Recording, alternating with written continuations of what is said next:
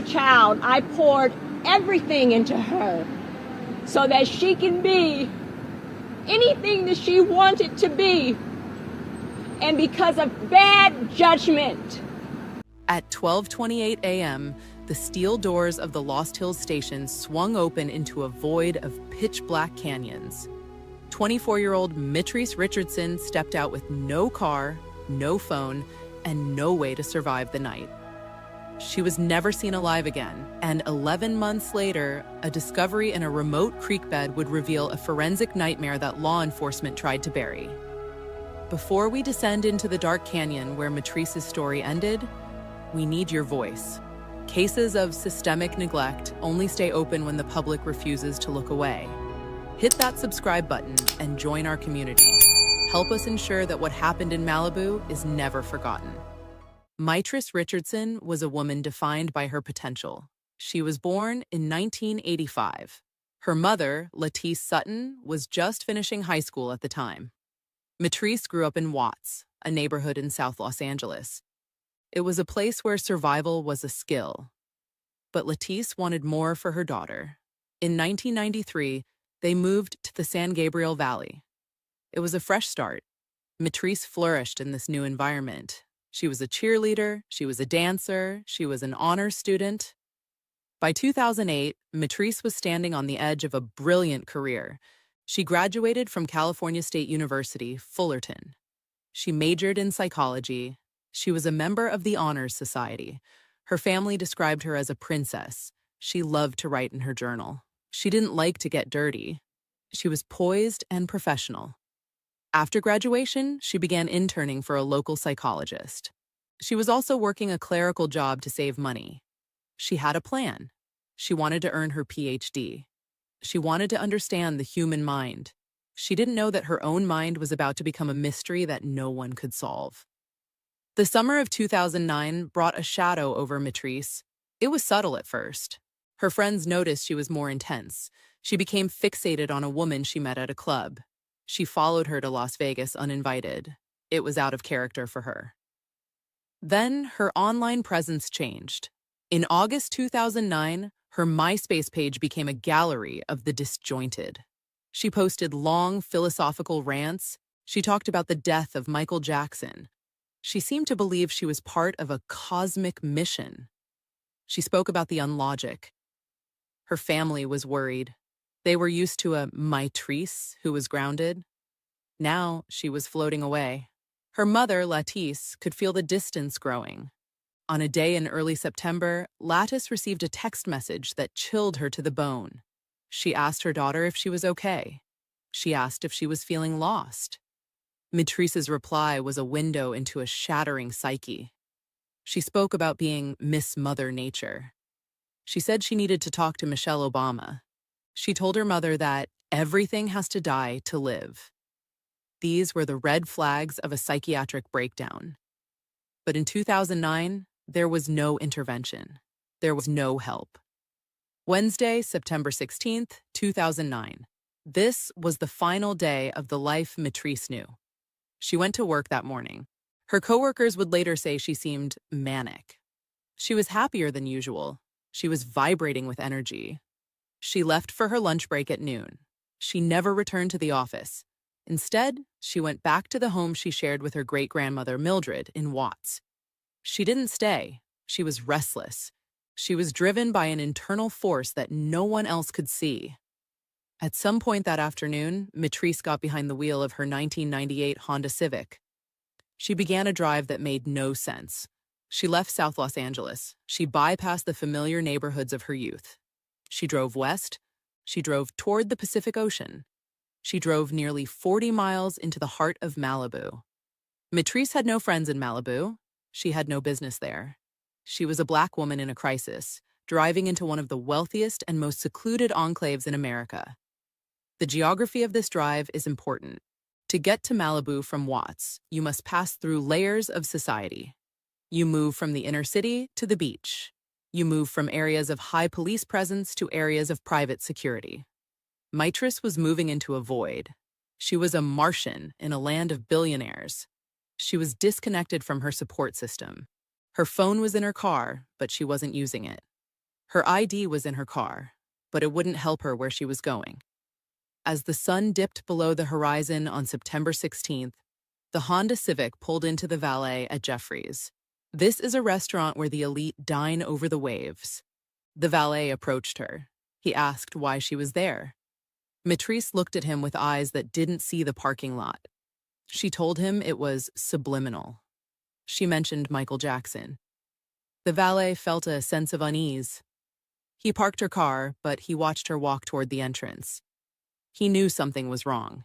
He didn't know that this was the beginning of the end. Mitrice Richardson was about to walk into a trap of systemic indifference.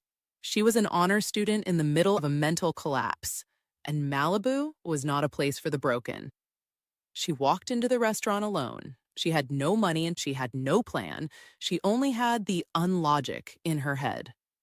The interior of Jeffrey's in Malibu is an environment of soft lighting, the sound of crashing waves, and an atmosphere that demands a certain kind of performative stability.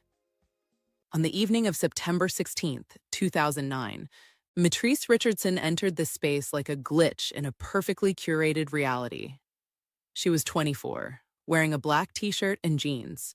She didn't look like a threat, but the energy she radiated was erratic. A desperate, hummed vibration of a mind unraveling. After the valet had noted her strange behavior at the car, she walked into the restaurant alone. She was seated and she ordered a Kobe beefsteak and a drink. It was a normal-looking action, but it was the only normal thing she would do for the rest of her life. Mitrice did not stay at her table. Her mental state was shifting from introspection into outward, intrusive psychosis. Without invitation, she stood up and walked to a table where a group of strangers were dining. She sat down with them.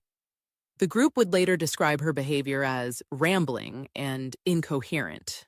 She told them she was from Mars. She spoke in fragments that didn't connect, a stream of consciousness that was becoming increasingly loud. The diners were uncomfortable, but they were polite. They didn't call the police. They simply finished their meal and left. This was the first critical moment where the trajectory could have changed. If someone had sat with her, if someone had seen the medical crisis for what it was, the police might never have been involved. But Mitrice was alone in a crowd. When the time came to pay the bill, reality collided with her delusion. The total was $89. She didn't have the money. When the manager approached her, the facade completely collapsed. She told him the group at the table had paid for her, which was a lie. Or perhaps, in her fractured mind, a truth she couldn't distinguish. She looked at the manager, frantic and cornered, and whispered, "I'm busted. What are we going to do?" The situation turned deeply perturbed. As the manager pushed for payment, Mitrice's behavior took a sharp, desperate turn. She offered to pay for the meal with sex. It was a cry for help disguised as a transaction. It was a sign that she had completely lost touch with social norms, safety, and her own identity. Instead of reading this as a breakdown, the staff saw it as an act of defiance and potential criminality. Then Mitrice pulled a joint from her pocket. She wasn't trying to hide it. She was in a state where the rules of the world, the laws, the customs, the danger, no longer existed for her. The manager made a decision that would haunt him for years. He called the Lost Hills Sheriff's Station. The audio of that 911 call is chillingly matter-of-fact. Hi, I'm calling from Joffrey's restaurant in Malibu. We have a guest here who is refusing to pay her bill, and we think she sounds really crazy. She may be on drugs or something. We are wondering if someone can come by and pick her up. Okay, well, what's the address there? It's 27400 Pacific Coast Highway. And is she a white, black, Asian, Hispanic? She's young black girl. She's probably in her 20s. Okay, what's she wearing? She's wearing a black t-shirt and I think blue jeans. Is she with anybody else? No, it's just her. Before the deputies arrived, Mitrice actually called her great-grandmother, Mildred. Mildred was on the other end of the line, ready to pay the bill with her credit card. She was the safety net. But the restaurant refused to take the payment over the phone, citing a signature issue. Think about that. A restaurant manager had the power to end this crisis with one phone call. He could have ensured she had a ride. He could have waited for family. He could have kept her inside the warm, lit public space of the restaurant. Instead, he chose to involve law enforcement. He chose to escalate. When the Los Angeles County Sheriff's deputies pulled into the lot at 27,400 Pacific Coast Highway, they weren't looking for a sick girl. They were looking for a thief. They found Mitrice in a state of high agitation. They conducted a field sobriety test. She passed. They asked if she was on medication or if she had a history of psychiatric holds. She said no. They searched her car and found the small amount of marijuana, empty alcohol bottles, and her identification. They did not find her phone or her wallet. Whether they were stolen or left behind, Mitrice was now effectively stripped of the tools she needed to contact the world.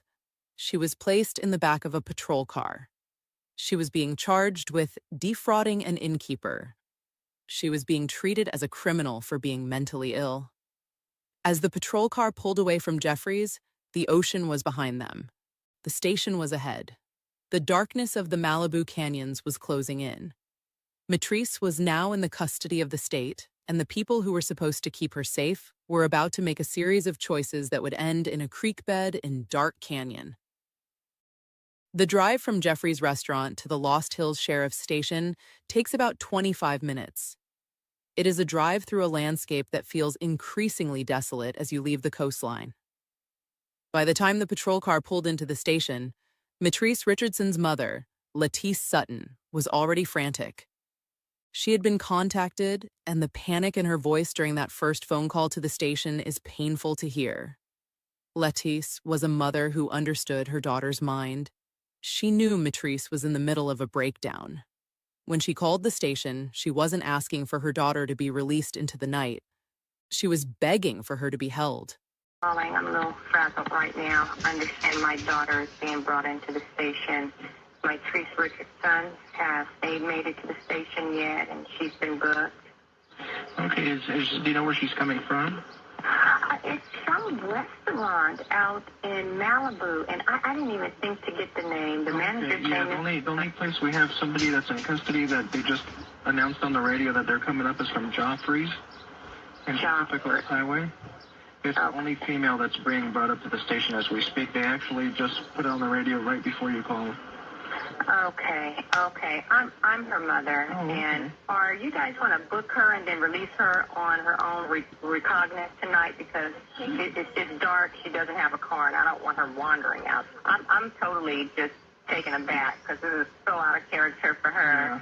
Yeah. And you'll see when she comes in, she's well spoken. I think the only way I will come and get her tonight is if you guys are going to release her tonight. Yeah. It's going to be held in custody for some type of arraignment tomorrow, then I will wait until tomorrow. She definitely has no place, she's not from that area, and I would hate to wake up to a morning report, lost somewhere with her head chopped off, so I guess I would have to come and get her. Oh, my God. Yeah, we're in Grove Hills. The only thing is, at least in the station here, she will be separated, so nobody's going to be with her.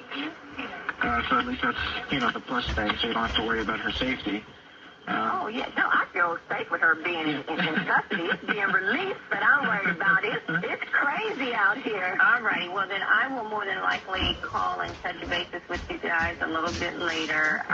She'll call you as soon as she comes in, too. She was terrified of the alternative. The recorded audio of that call is a study in systemic dismissal. Lattice pleads with the deputy, "I don't want her wandering out. I would hate to wake up to a morning report, lost somewhere with her head chopped off." It is a haunting, prophetic sentence. She asks, point blank, if they are going to release her on her own recognizance in the middle of the night. The deputy's response is the first major betrayal of this case. He doesn't say no. He doesn't reassure her with a concrete plan. Instead, he tells her, at least in the station here, she will be separated, so nobody is going to be with her. So you don't have to worry about her safety. Lettice breathed a sigh of relief. She thought the police were doing their job. She thought they were holding her daughter in a secure, climate-controlled cell until morning, when she could drive up and retrieve her. She felt, for a fleeting moment, that her daughter was safe. But inside the station, the reality was different. The arresting deputy wrote his report, but he left out the most important details. He wrote that Mitrice had been drinking and had marijuana. He did not write that she was talking about Mars. He did not write that she was talking about avenging Michael Jackson. He did not mention that she had offered sex to pay for a meal. Why was this information missing? If a person is talking about being from another planet and is clearly in a psychotic state, standard police procedure and basic human morality dictates that they be placed on a 5150 hold. This is a 72-hour psychiatric hold. It would have sent Mitrice to a hospital where she would have been safe, supervised, and given medical help. Instead, the deputies treated her as a common criminal. Charging her with defrauding an innkeeper was fast. It was easy. It required no medical transport and no complex paperwork. It kept the deputies at the station where they wanted to be. Inside the cell, Mitrice was alone. She did not have her phone. The deputies later claimed she tried to call her great-grandmother, Mildred, multiple times from the station phone, but Mildred says her phone never rang. Furthermore, the station phone Mitrice allegedly used was later described as broken, unable to properly log or record outgoing calls. We will never know who she called or if she was able to make a connection at all. She was in a cage, in a state of mental agony, completely cut off from the people who loved her. Then, just after midnight, the unthinkable happened. At 12:15 a.m., the heavy steel doors of the Lost Hills station opened. Mitrice was not kept overnight. She was not held until dawn. She was not waited on by a family member. She was pushed out into the dark. The jailer later claimed that Mitrice insisted on leaving. The police argued that because she was an adult, they could not keep her against her will. But this ignores the state she was in. If you have a person who is clearly not in their right mind, who has no car, no money, and no phone, in the middle of a rural, mountainous area at midnight, letting them go is not respecting their rights. It is an act of criminal negligence. She walked out of the station. She was alone. She was wearing only her thin t-shirt and jeans.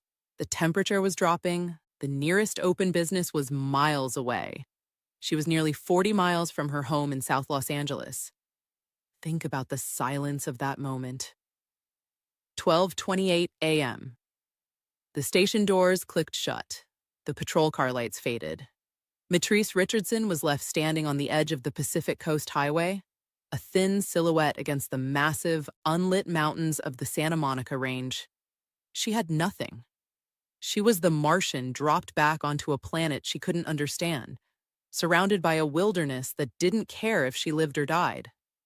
The deputy who had promised her mother that Mitrice would be safe in custody had fulfilled that promise only for a few hours. He had handed her a death sentence, and then he watched her walk away into the black. The night did not swallow Mitrice Richardson immediately. For hours, she wandered. She was a shadow moving through the canyons of Montanito. This is an area of deep woods, narrow roads, and massive gated estates. It is a place where strangers are noticed and usually feared. Thursday, September 17th, 2009, 6:30 a.m. The sun was just beginning to touch the tops of the Santa Monica Mountains. Bill Smith, a retired news anchor, was awake in his home on Cold Canyon Road. He looked out into his backyard and saw something that didn't belong. There, sitting on his wooden porch steps, was a woman. She was tall and very thin. Her hair was a large, natural afro. She was wearing the black t-shirt and the tight jeans she had been arrested in. She was sitting sprawled out, her legs stretched in front of her. She looked exhausted. She looked lost. Bill Smith didn't know who she was. He didn't know she had been released from a police station 6 miles away just hours before. He called 911. The audio of this call is haunting. Bill Smith sounds calm, but he is confused. He tells the dispatcher, "We had a prowler, a strange woman, walk up to the backyard here. She was sitting on the steps." He describes her as skinny and sprawled out. While he was on the phone, Mitrice spoke. These were some of her final recorded words on this earth. Bill Smith asked her what she was doing. She didn't act aggressive. She didn't try to hide. She simply looked at him and said, "I'm just resting." By the time the police arrived at Bill Smith's house, Mitrice was gone. She had walked back into the brush. She had vanished into the horse trails that weave through the canyon. But this is where the story becomes truly perturbed. The police now knew exactly where she was. They knew she matched the description of the woman they had released at midnight. They knew her mother was terrified and looking for her. But they did not act with urgency. They did not set up a perimeter. They did not call for helicopters. Instead, there was a sickening 6-hour delay before a BOLO, a be on the lookout alert, was even issued. For 6 critical hours, as Mitrice wandered deeper into the heat of the morning, the system stayed silent. The terrain in Dark Canyon is brutal. It is filled with thick chaparral, dense, thorny brush that can be 10 feet high. There are steep drops and hidden creek beds. In the daytime, the sun is punishing. At night, the temperature drops fast. If you are in a mental health crisis, this landscape is a labyrinth. Neighbors in the Monte Nido area started reporting something terrifying. In the nights following that morning, people heard screams. Not just shouts, but blood-curdling, rhythmic screams coming from the deep canyons. One neighbor said it sounded like someone was being tortured. Another said it sounded like a woman in extreme distress. They called the police, but the police didn't find the source. They didn't find Mitrice. Why was the search so weak? On September 19th, 3 days after she disappeared, the sheriff's department told the family they were doing a massive search. They promised helicopters and dozens of deputies. But when the family arrived to help, they saw the truth. Only 4 deputies showed up. They walked around for a few hours. Before the sun even went down, they packed up and left.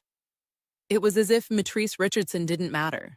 To the authorities, she was just a prowler or a transient. They ignored the fact that she was a daughter, a graduate, and a human being in pain. There is one detail from this time that is particularly disturbing. During the search, deputies found footprints. They were fresh. They were the size of Mitrice's sneakers. The prints suggested she was running. Not walking, but running, as if something was chasing her. The prints led toward a hiking path near a culvert. And then abruptly, the trail went cold. The silence that followed was heavy. For 11 months, the canyon held its breath. Mitrice was a ghost in the backyard of the wealthy, a scream in the night that everyone chose to forget.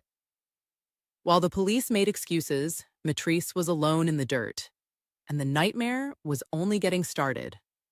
For nearly a year, Mitrice Richardson was a missing person on a poster. Her family searched. They begged. They walked the hills of Malibu until their shoes wore out. But the canyon is a place that knows how to hide things. It took 11 months for the earth to give her back. August 12th, 2010. It was a hot, dry day in the Santa Monica Mountains. State park rangers were hiking into a remote area known as Dark Canyon. They were not looking for Mitrice. They were there to check on an abandoned illegal marijuana grow site. The area was off the trails. It was steep. It was thick with brush and shadows. As the rangers pushed through the growth, they saw something that stopped their breath. Deep in a dry creek bed, they found human remains. This was not a peaceful discovery.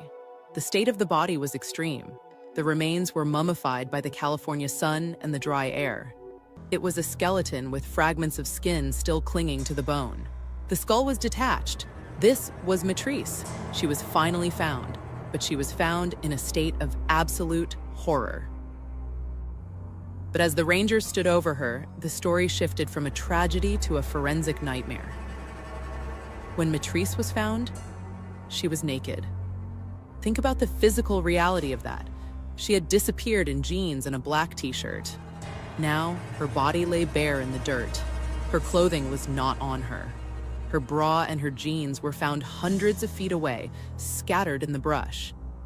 The authorities looked at this and gave an explanation that felt like a slap in the face to her family. They suggested that animal activity, or shifting groundwater, had moved her clothes. They claimed that the winter rains were so strong that the water unbuckled her belt, pulled her jeans off her legs, and carried them away, without tearing the fabric. The family didn't believe it. True crime experts didn't believe it. How does water unbuckle a belt? How do animals remove a bra and jeans without leaving a single rip or tooth mark on the clothing? The jeans were intact. The belt was still threaded through the loops. It looked like the clothes had been taken off by a human hand. The discovery was perturbed by more than just the clothes. The location itself was a red flag.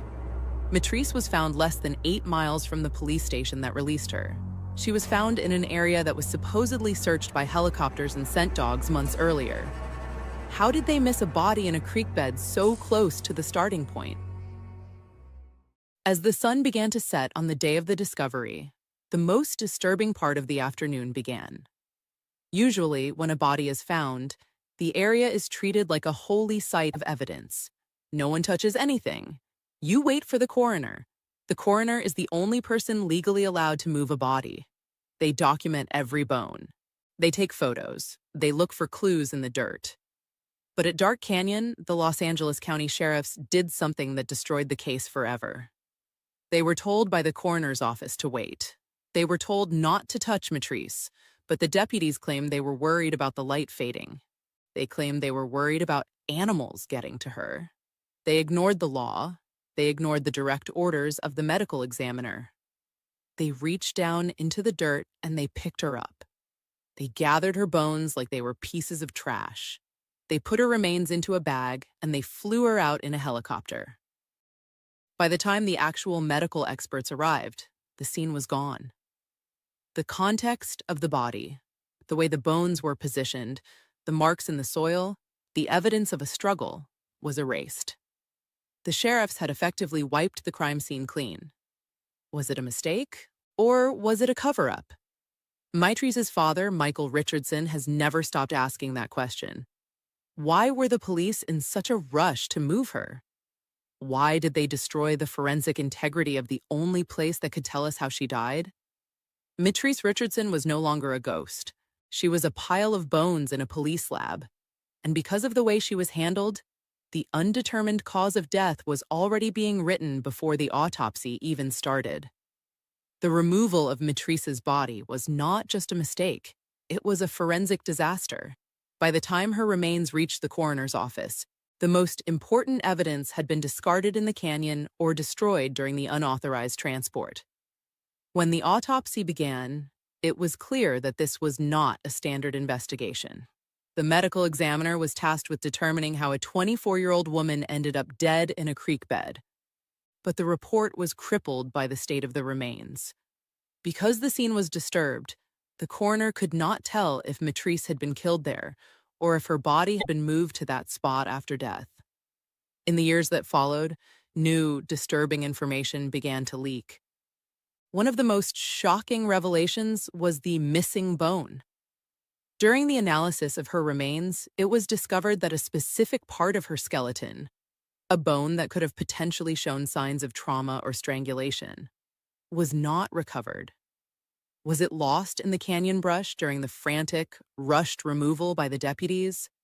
Or was it lost in the chaos of the police station?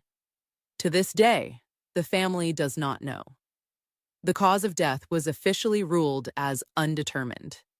This is a polite way of saying the system failed to answer the question. It meant there was not enough evidence to prove it was a homicide, but there was also no evidence to prove it was an accident. For a family seeking justice, undetermined is a living nightmare. But the suspicion didn't stop at the autopsy. It went back to the station. We have to talk about Deputy Ismael Rodriguez. On the night Mitrice was released, Rodriguez left the Lost Hills station only 2 minutes after she walked out the door. He wasn't on a standard patrol. His movements that night were never fully documented, and for years, his name was kept out of the official spotlight. Why was a deputy leaving the station at 12:30 a.m., just as a vulnerable woman was released into a dark, unpopulated wilderness? The suspicions surrounding Rodriguez grew when investigators looked at the station's surveillance footage. For a long time, the department claimed the footage of Mitrice's release didn't exist or was corrupted. It was only after immense public pressure that the footage was miraculously recovered. When the video finally surfaced, it raised more questions than it answered. It showed a chaotic scene, a lack of documentation, and a department that seemed more interested in hiding their tracks than in recording the truth. In 2026, the investigation into the Lost Hills culture has taken a darker turn. New witnesses have begun to speak out, suggesting that the culture of that station in 2009 was one of extreme neglect. There are rumors of a blue wall of silence, that deputies knew more about what happened in those canyons than they ever admitted. The forensic mishandling became the foundation of a wrongful death lawsuit. When you look at the facts, a woman in a psychotic state, a department that refused to hold her, an unauthorized body removal, and a missing bone, the word incompetence starts to feel too small. It starts to look like a cover-up. There is something deeply perturbed about the idea that a human life can be erased so thoroughly. Mitrice's journals, her belongings, and her final movements were all tied up in a web of police reports that contradicted each other. Every time the family asked for the truth, they were met with a different story. First, they were told she left because of overcrowding. Then, they were told she insisted on leaving. Then, they were told the body was moved to save it from animals. Each version of the story chipped away at the possibility of justice. By the time the bone was missing and the cause of death was undetermined, it felt like the system was protecting itself, not the victim. Mitrice was not just a victim of the canyons. She was a victim of a system that decided her life and her death were not worth the effort of a real investigation. The story of Mitrice Richardson does not end with a trial or a confession. It ends with a settlement. In the world of law and order, a settlement is often where the truth goes to die. In the years following the discovery of Mitrice's remains, her parents, Lattice Sutton and Michael Richardson, fought a war against the Los Angeles County Sheriff's Department. They filed a wrongful death lawsuit. They pointed to the botched release, the ignored mental health crisis, and the illegal removal of the body. They wanted someone to stand in a courtroom and say, "We failed her." But that moment never came. Instead, in 2011, the department offered a settlement of $900,000. It is a large amount of money, but in the context of a human life, it was an insult. The settlement came with no admission of guilt. No deputy was fired. No policy was immediately changed. For the family, it felt like hush money, a payment to make the headlines go away and keep the secrets of Dark Canyon buried in the dirt. As the decade passed, the case grew cold, but the pain remained white-hot for one person, Lattice Sutton. Lattice was the last advocate. She was the one who recorded the phone calls. She was the one who kept the journals. She was the one who looked into the cameras and refused to let the world forget that her daughter was an honor student, not a prowler. She carried the weight of the unlogic every single day. She lived with the haunting memory of the deputy promising her that Mitrice was safe, only to find out he had opened the door to her death minutes later. The intensity of this grief is a physical thing. It wears down the heart. It breaks the spirit. September 2025. 16 years after Mitrice disappeared into the Malibu night, the story reached a final tragic failure point. Lattice Sutton passed away at the age of 57. She died without the truth. She died without knowing if her daughter had been chased into that creek bed, or if she had laid down in the cold because her mind told her she was resting. She died knowing that the people who were supposed to protect her daughter had instead spent 16 years protecting themselves. The death of Lattice Sutton is the final perturbed detail of this case. When the loudest voice for a victim goes silent, the system often breathes a sigh of relief. They think the case is finally over. They think the undetermined ruling can stay that way forever. But the case of Mitrice Richardson isn't closed. It is abandoned. As of 2026, the $20,000 reward for information is still active. The Lost Hills station still stands. The dark canyons of Malibu still hold the shadows of that night. Somewhere, there is a person who knows why Mitrice was naked. Somewhere, there is a person who knows why a deputy left the station 2 minutes after she did. Somewhere, there is a person who knows exactly what happened in the silence between 12:28 a.m. and the discovery in the creek. Mitrice Richardson was a woman of light, of psychology, and of dance. She was a daughter of Watts, who was swallowed by the secrets of Malibu. The unlogic she spoke of wasn't just in her head, it was in the system that let her walk out into the dark. We close this story with a final, disturbing realization. If it could happen to an honor student with a family screaming for her safety, it can happen to anyone. The midnight sentence was carried out, but the executioners never wore masks. They wore badges. May Mitrice Richardson and her mother, Latice, finally find the peace that the world refused to give them.